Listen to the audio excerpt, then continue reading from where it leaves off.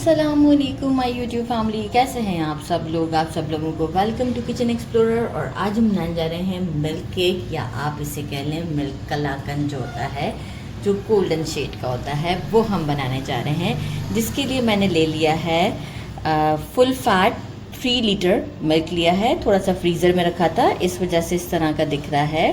3 litre लिया है, full fat milk लेना है हमें। इसे एक बड़ी सी कढ़ाई में मैंने डाल दिया है। मैं नॉन स्टिक की कढ़ाई यूज़ कर रही हूँ, क्योंकि जो लोहे की कढ़ाई प्रोफेशनल लोग यूज़ करते हैं। क्योंकि जब कभी भी मैंने लोहे की कढ़ाई में बनाने की कोशिश की है तो एंड में जाके वो बहुत ज़्यादा, एक तो हमें हाथ भी चलाना पड़ता है, एक्चुअल मेहनत का काम है इसमें।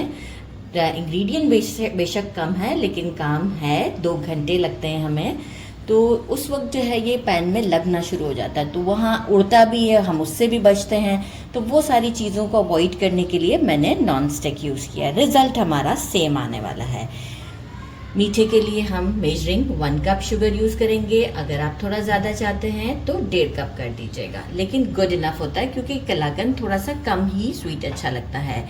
1 टीस्पून इलायची पाउडर, हाफ टी स्पून भी यूज़ कर सकते हैं, और अराउंड 2 पिंच के करीब हम यूज़ करेंगे citric acid. Citric acid 2 pinch के करीब, देखें काफ़ी पाउडर फॉर्म में है, तो मैं यहाँ आपको दिखा दूँ। ये 2 पिंच के करीब, बस अभी पहले हम 1 पिंच ही ऐड करेंगे, इसी से ही हमारा काम हो जाएगा। क्योंकि इसमें ज़्यादा नहीं डालना होता, हमें कोई पनीर नहीं बनाना होता। उसकी कुछ टिप्स एंड टेक्निक्स हैं जो कि मैं स्टोव पर ही आपको बताऊंगी कि किस तरीके से हमें ये सारी चीज़ों को यूज़ करना है। कहने को 4 चीज़ें हैं, लेकिन जो है वो काम जो है वो काफ़ी ट्रिकी है। तो चलिए जी, स्टोव पे चलते हैं। पहले तो करना है मिल्क को अच्छे तरीके से बॉयल। एक बॉयल आ गया है, और अब क्या करना है कि फ्लेम को मैंने रखा है, आप कर सकते हैं बिल्कुल हाई फ्लेम पर, लेकिन हाई फ्लेम पर उस सूरत में काम करेंगे कि आप वहीं पर बिल्कुल खड़े रहें, क्योंकि हमें दूध को थोड़ा सा रिड्यूस करना है।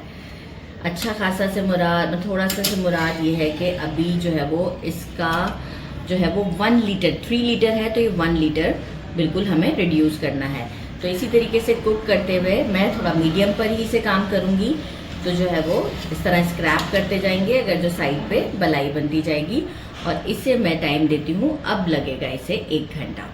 तो बस इसे 1 घंटे तक इसी तरीके से केयरफुली बॉईल करते हैं। मीडियम पर ये होगा कि मैं चलते फिरते ज़रा से स्टर कर लूँगी, वरना हाई पर ये होगा कि आपको यहीं खड़े रहना पड़ेगा। यूज़ करते करते अब हमारे पास ये 2 लीटर के करीब रह गया है, और ये इसका टेक्सचर है, कुछ शेड भी चेंज हो चुका है और कुछ बलाई भी है। यहाँ मैंने आपसे कहा था कि 1 पिंच सिट्रिक एसिड, 1 पिंच से ज़्यादा हम नहीं डालेंगे। और अब हम इसे चलाएंगे। फ्लेम हमारा मीडियम टू हाई के दरमियान ही है।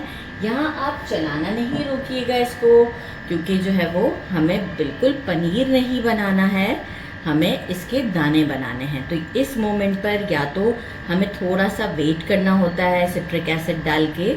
ऐसा नहीं होता कि हम बार बार इसको दूध को फाड़ने की कोशिश करें कि बार बार हम इसमें सिट्रिक एसिड डालें या लेमन ऐड करें। मतलब आप फाड़ सकते हैं लेमन से भी, लेकिन जो है वो हमें वेट करना होता है। साथ ही में मैं शुगर भी ऐड कर देती हूँ। और अब मैं इसका वेट करूँगी चलाते हुए, ताकि जो है वो इसमें दाना बन जाए। तो फ़ौरन से सेकंड अटैम्प्ट आपको नहीं करना है। अच्छे से अगर दाना बन जाएगा तो फिर ठीक है, नहीं तो हम सेकंड अटैम्प्ट करेंगे। नहीं तो क्या होगा, अगर आपने बार बार डाल दिया तो ये थोड़ा सा इसका टेस्ट खट्टा सा हो जाएगा, तो वो फिर हमें थोड़ी अच्छा लगेगा। तो यहाँ हमें वेट करना, फ्लेम मीडियम टू हाई के दरमियान है। ये देखिए सिट्रिक एसिड जितना मैंने ऐड किया था, उसके बाद मैं 10 मिनट्स तक वेट करती रही। अब मैं आपको स्टील के स्पैचुला से दिखाती हूँ। ये देखें दाना बनना स्टार्ट हुआ है। थोड़ा पेशेंस दिखाना होता है हमें, इसमें जल्दबाजी नहीं करनी होती है इस मोमेंट पर। तो बस अब ये दाना बन रहा है। अब हम इसे इसी तरीके से कुक करेंगे और बिल्कुल रिड्यूस करते जाएंगे। अब इसका आप दाना चेक करें। अच्छा, एक स्टेज पे मैं बताना भूल गई थी, जब मैंने आपको दिखाया था तो उस वक्त क्या था कि पनीर जब हम निकालते हैं तो उस वक्त क्या होता है कि एक ग्रीन सा पानी ऊपर की तरफ आ जाता है। इसीलिए टाटरी डालने के बाद मैंने वेट करने का कहा था। अगर के हम ज़्यादा डाल देते हैं तो होता क्या है कि जो है वो वो पनीर बन जाता। तो फिर हमें पनीर नहीं बनाना होता, इसका रबरी टाइप का टेक्सचर होना चाहिए। और देखिए नॉन स्टिक यूज़ करने का एक फ़ायदा ये है कि ये देखें, अगर कि मैं स्टील की या लोहे की कढ़ाई यूज़ करती तो देखें इसने यहाँ क्या सेफ्टी प्लानेट दिया है कि जो भी नीचे हल्का फुल्का लगा है वो मेरे स्क्रैप करने से नहीं आ रहा। और उन कढ़ाइयों में तो आप सोचें कि ब्लड प्रेशर मेरा तो हाई हो जाता है। मैंने कई बार ऐसा किया है, लेकिन सेफ्टी के लिए अब मैं हमेशा से जो है वो इस तरह के काम जो है वो इसी तरीके से करती है। देखें 1/2 टीस्पून हमारे कैमरामैन ने रोक दिया मुझे। और एक और इंग्रेडिएंट था जो कि मैं बताना भूल गई थी। 5 इंग्रेडिएंट टोटल असली घी डाल रही हूँ, 3 टेबलस्पून लेवल करके डाल रही हूँ।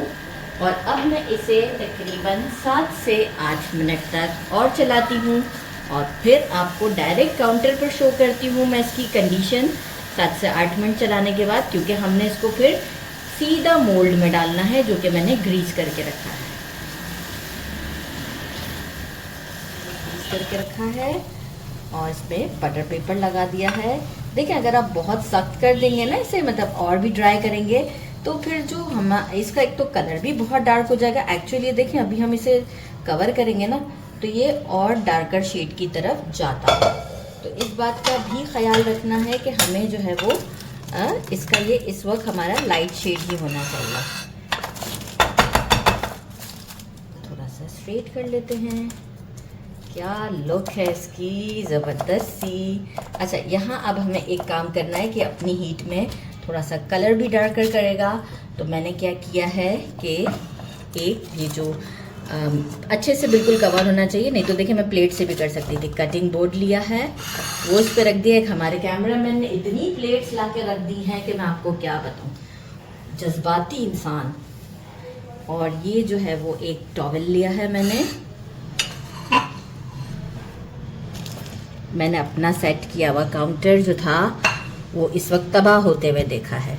तो जो है वो ये हम इसे अच्छे से ढक देते हैं और 5 घंटे तक हम इसे बिल्कुल यहीं रूम टेम्परेचर पर ही रखेंगे। 5 घंटे के बाद मैं आपको इसे डीमोल्ड कर कर दिखाती हूँ। हो चुके हैं, शेड भी चेंज हो गया है और अच्छे से सेट भी हो चुका है। इसे अब हम करते हैं डीमोल्ड। तो इसे डीमोल्ड करना आसान है, ऐसे कर देते हैं और ये आराम से डीमोल्ड हो जाता है। यहाँ मैं आपको इसकी लुक चेक करवाऊँ केयरफुली। ये चेक करें आप, कितना ज़बरदस्त लग रहा है ये इस वक्त। अब हम इसे करते हैं कट और आपको शो करके दिखाते हैं। कट करते हैं, बिस्मिल्लाहिर्रहमानिर्रहीम। ये आप देख रहे हैं कितना स्मूथली कट हो रहा है, ज़बरदस्त सा है ये।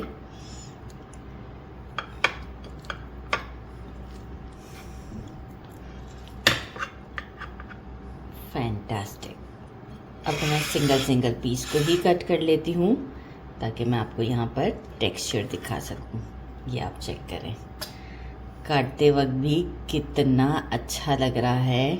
और ये चेक करें आप, ज़बरदस्त सा है। तो इसे हम ट्राई भी यहीं कर लेते हैं। जो हमारे पीस थोड़े से वो हो गए हैं, गिर गए हैं। एक्चुअल तो नहीं गिरते, लेकिन थोड़ा टाइम हम और ज़्यादा दे देते हैं तो ये सेटल हो जाते हैं।